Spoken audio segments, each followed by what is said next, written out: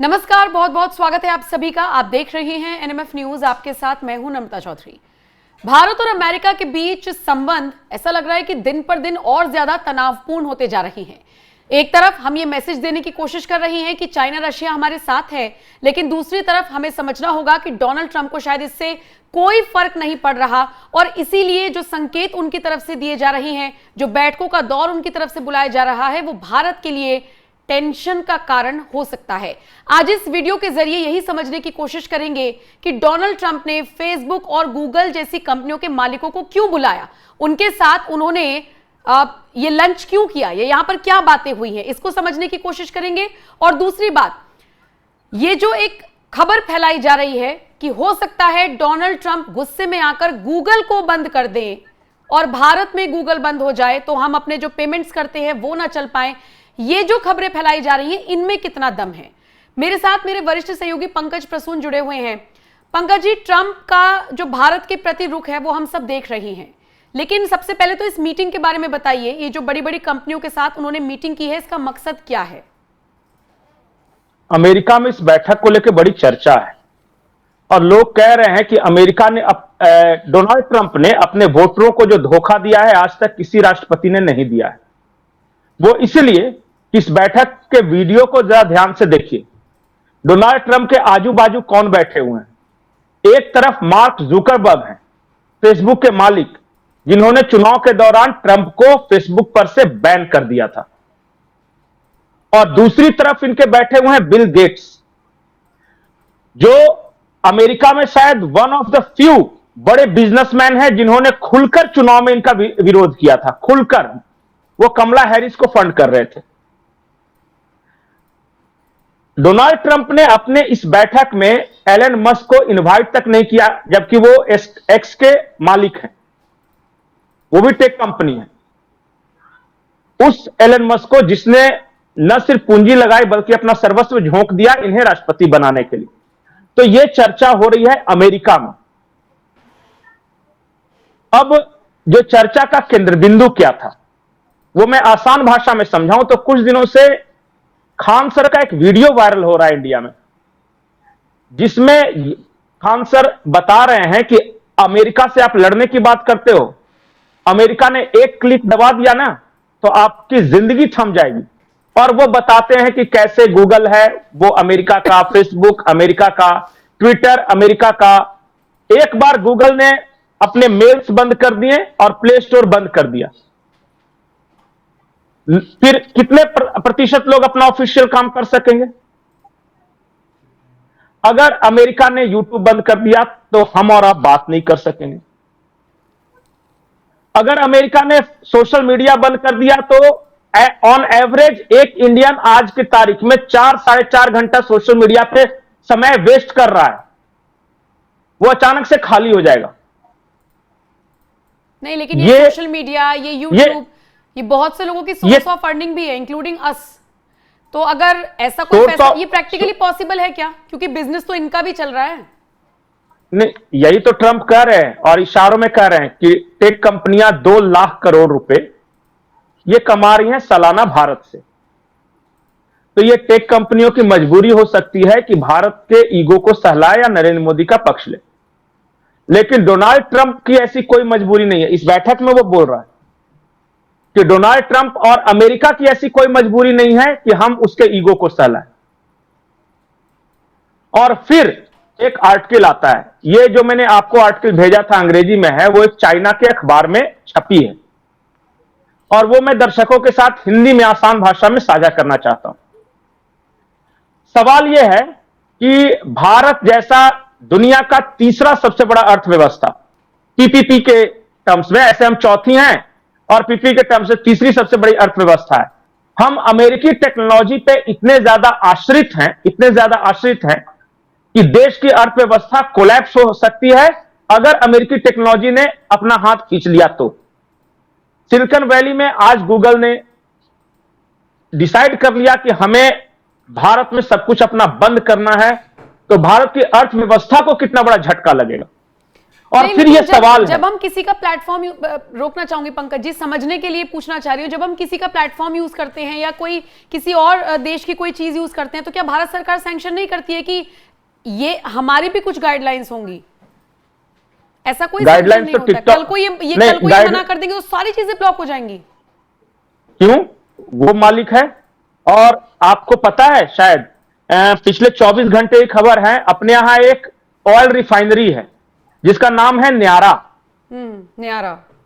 वो, हाँ, इंडिया और रशिया के कोलैबोरेशन से वो चलता है, बहुत बड़ा ऑयल रिफाइनरी है। गूगल ने अपना आउटलुक, एक उनका कोई एप्लीकेशन है, वो बंद कर दिया, और ये कहते हुए बंद कर दिया कि यूरोपियन यूनियन ने सैंक्शंस लगा रखे हैं कि जितने भी रशिया के ऑयल से जुड़े हुए बिजनेस हैं उसके साथ हम नहीं कारोबार करना है, न यूरोप के ना अमेरिका या किसी कंपनी को। तो लगा दिया बैन। क्या कर लीजिएगा? कल को आज चाइना ने भारत में बहुत बड़ा इन्वेस्टमेंट किया, भारत सरकार ने डिसाइड किया कि कल से टिकटॉक बैन। क्या कर लेगी चाइना? और किया वहां भी तो टर्म्स कंडीशंस होगा। वह इसलिए तो मैं कह रहा हूं, मैं जो मूल सवाल की ओर आ रहा हूं कि दुनिया के सारे विकसित देश, सारे अपना एक इकोसिस्टम तैयार करते हैं जिसको डिजिटल इकोसिस्टम बोला जाता है। जैसे चाइना ने अपना सर्च इंजन रखा है गूगल की जगह पे, अपना सोशल मीडिया प्लेटफॉर्म रखा है, रशिया ने अपना सोशल मीडिया प्लेटफॉर्म, अपना डिजिटल इकोसिस्टम किया है। भारत अमेरिका के डिजिटल इकोसिस्टम पे क्यों डिपेंडेंट है? और इसको जो टर्म यूज किया गया है डिजिटल स्लेवरी कहा गया है, यह डिजिटल दास्ता है, गुलामी। हम हाँ, गुलामी ही तो है ये। अंग्रेज फिजिकली चले गए, लेकिन अंग्रेजों का कहा, अंग्रेजों का प्लेटफॉर्म, अंग्रेजों के कपड़े, अंग्रेजों की सोच, सब कुछ तो हम वही फॉलो कर रहे हैं। और हर रोज कई बार घर में रहते हुए हम अपने मां बाप, अपने बाल बच्चों को उतना समय नहीं देते जितना ये अमेरिकन टेक्नोलॉजी पे समय दे रहे हैं।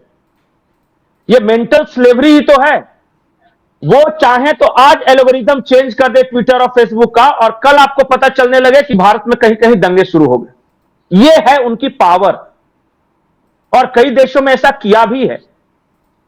आपको शायद पता नहीं कि मिस्र का एक तहरीर स्क्वायर हुआ करता है, वहां पे बहुत बड़ा आंदोलन हुआ हुस्ने मुबारक के खिलाफ। हुस्ने मुबारक 22 साल से सत्ता में थे, शायद इससे ज्यादा वक्त से, मैं अगर सही हूं तो। सिर्फ फेसबुक उस वक्त था, बहुत ज्यादा पुरानी बात नहीं है, 8-10 साल पुरानी बात है। फेसबुक ने अपना एल्गोरिथम चेंज कर दिया और यह बताने वाले शुरू कर दिया कि हुस्ने मुबारक की वजह से ही मिस्र में सब कुछ है। हजारों लाखों लोगों को तहरीर स्क्वायर पे इकट्ठा कर दिया आंदोलन के नाम पे, और उनका तख्ता पलट हो गया, सिर्फ एक कंपनी। और जरा सोचिए कि ट्विटर, फेसबुक, इंस्टाग्राम, ये सब तो अमेरिका नहीं है। कल उन्होंने अगर डिसाइड कर लिया कि हमें कुछ ऐसा मॉडिफाई करना है कि भारतीय लोग वही देखें सुने जो हम बताना चाहते हैं, तो क्या होगा? कभी सोचा इस खतरे के बारे में? और चलिए, मैं तो ये सोशल मीडिया की बात नहीं कर रहा हूं, आपके हजारों बैंक के ब्रांचेस, मतलब पूरे, लगभग पूरा बैंकिंग सिस्टम, आपके शेयर मार्केट, सब कुछ अमेरिकन टेक्नोलॉजी पे निर्भर है। कोई कहीं भी इन्वेस्ट कर रहा है तो उसका जो एप्लीकेशन है, जो सॉफ्टवेयर है, वो तैयार हो रहा है अमेरिका में। आप जितने भी एप्स डाउनलोड कर रहे हैं वो प्ले स्टोर से कर रहे हैं, जितने भी एप्स। तो प्ले स्टोर किसका है? गूगल का है। आप एक बार बहस के लिए कह सकते हैं कि नहीं भाई, हमारा भीम ऐप तो भारत का है, वो कुछ भी कर ले, जीमेल बंद कर दे, सब कुछ बंद कर दे, लेकिन इस पर असर नहीं होगा, पेमेंट हो जाएगा, क्योंकि नेट भारत का है और भीम ऐप भारत का। लेकिन सोचा है कि उस भीम ऐप को डाउनलोड कैसे करेंगे अपने मोबाइल में? कैसे डाउनलोड करेंगे? भीम ऐप आपके मोबाइल में आएगा कैसे? मतलब ये जितने भी डिजिटल प्लेटफॉर्म्स हैं, चाहे फोन पे हो, चाहे भीम ऐप हो, ये भले ही इनकी कोई ऐसी कंपनी हो या ऐसा इनका संस्थान हो जो भारत से एफिलेटेड हो, लेकिन एट द एंड डाउनलोड कैसे करेंगे? यहां पर आकर बात फंस रही है। कैसे? वो तो प्ले स्टोर से ही होगा ना डाउनलोड। और मैं एक बात आपको बताता हूं खतरे के बारे में। अभी कुछ दिन पहले एंड्रॉयड ने अचानक भारत के सारे मोबाइल का एप्लीकेशन चेंज कर दिया। मैं खुद एंड्रॉयड फोन इस्तेमाल करता हूं, उसका डायल, फॉन्ट वगैरह सब चेंज हो गया। मेरे हाथ में कुछ है ही नहीं।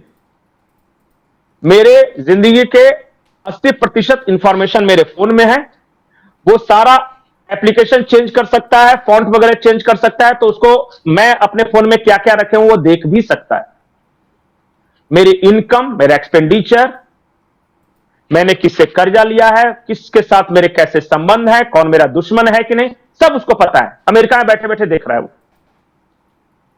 कल को वो चाहे तो डिस्टर्ब कर सकता है या नहीं कर सकता। तो ये तो सुरक्षा के लिहाज से भी बड़ा खतरा है, मतलब आर्थिक चोट, इसलिए सुरक्षा के लिहाज से चोट।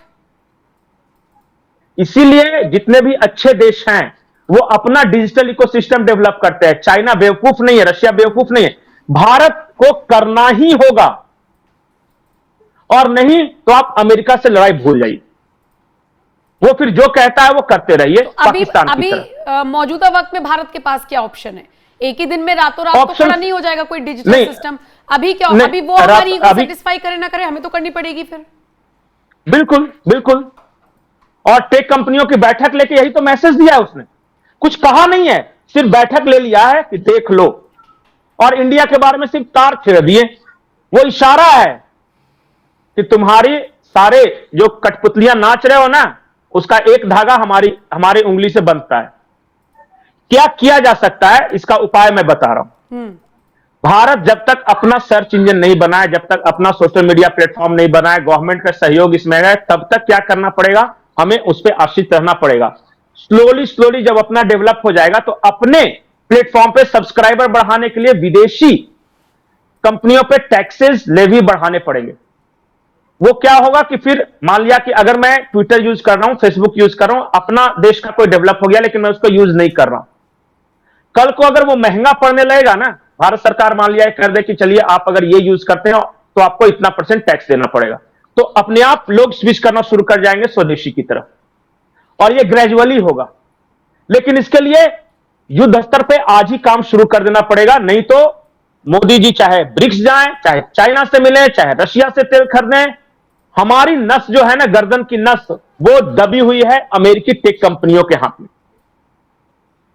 ये तो खतरा है, समझना होगा। जिस ट्रेड डील पर बात फंसी हुई है, एग्री और डेयरी प्रोडक्ट्स, कोई बड़ी बात नहीं कि अमेरिका दबाव में ये सारी चीजें भी करवा ले। उसके पास ऑप्शंस हैं, मैं इसलिए बोल रहा हूं।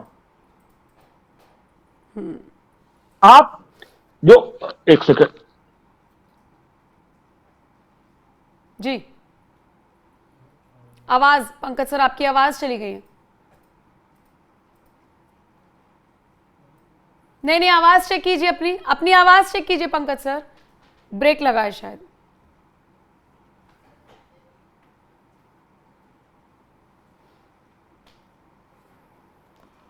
हाँ, अब आ रही जी।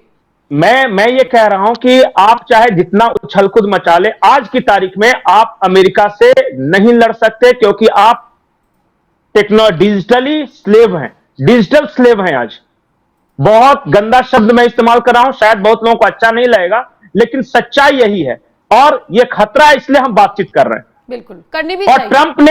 ट्रंप ने बैठ के इशारा दे दिया है, समझदार हैं तो समझ जाएं। अरे आप साबुन सोडा स्वदेशी इस्तेमाल नहीं कर सकते, डिजिटल तो स्वदेशी तक लाने में सोचिए कितना मेहनत करना पड़ेगा सरकार को।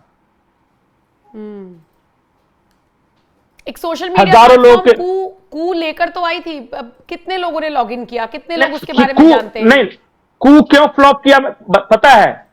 क्योंकि कू के बारे में इस तरह की धारणा बन गई थी कि वो एक विचारधारा का प्लेटफॉर्म है। यह धारणा नहीं बनने देनी है किसी भी बिजनेसमैन को कि मैं किसकी तरफ हूं। आम बिजनेसमैन होता है ना, वो किसी पॉलिटिकल पार्टी की तरफ नहीं होता। वहां राइट विंगर्स भर गए और एक ही तरह की बात थी, तो मजा नहीं आया। मजा तो काउंटर में है ना। भारत सरकार या कोई भी बिजनेसमैन अगर सोशल मीडिया प्लेटफॉर्म विकसित करते हैं, क्लाउड सर्च इंजन ये करते हैं, तो इंश्योर करें कि वो किसी एक के लिए नहीं हो, सबके लिए हो। दूसरी बात कि भारत सरकार को यह करना है कि कोई भी स्वदेशी सर्च इंजन, क्लाउड्स या सोशल मीडिया डेवलप हुआ हो तो लोगों को खींचकर वहां तक पहुंचाना है। कैसे? बोल के नहीं कि मोदी जी आके बोल दिए कि इस्तेमाल करो, वैसा नहीं। आपको विदेशी इंटरप्राइजेस पे टैक्स लेवीज बढ़ाने होंगे और अपने वाले को कंसेशन देना होगा। मैं अगर फेसबुक या ट्विटर इस्तेमाल करता हूं, अगर वो महंगा पड़ेगा और अपना वाला स्मूथ भी है काम करने में और पैसे भी नहीं मेरे लगेंगे महीने के, तो मैं ऑब्वियसली फ्री वाले की तरफ ही जाऊंगा। ठीक है। जी। तो एक मीटिंग और उसके बाद संदेश डोनाल्ड ट्रंप की तरफ से देने की कोशिश हुई, उसके मायने क्या हैं या उसके इंपैक्ट्स क्या हो सकते हैं, इसको लेकर हमने चर्चा करने की कोशिश की, आपको समझाने की कोशिश की। आपका क्या कुछ कहना है इस वीडियो पर, आप अपनी राय हमें कमेंट करके जरूर बताइएगा। शुक्रिया पंकज जी, और बाकी खबरों के लिए आप बने रहिए एनएमएफ न्यूज के साथ। नमस्कार।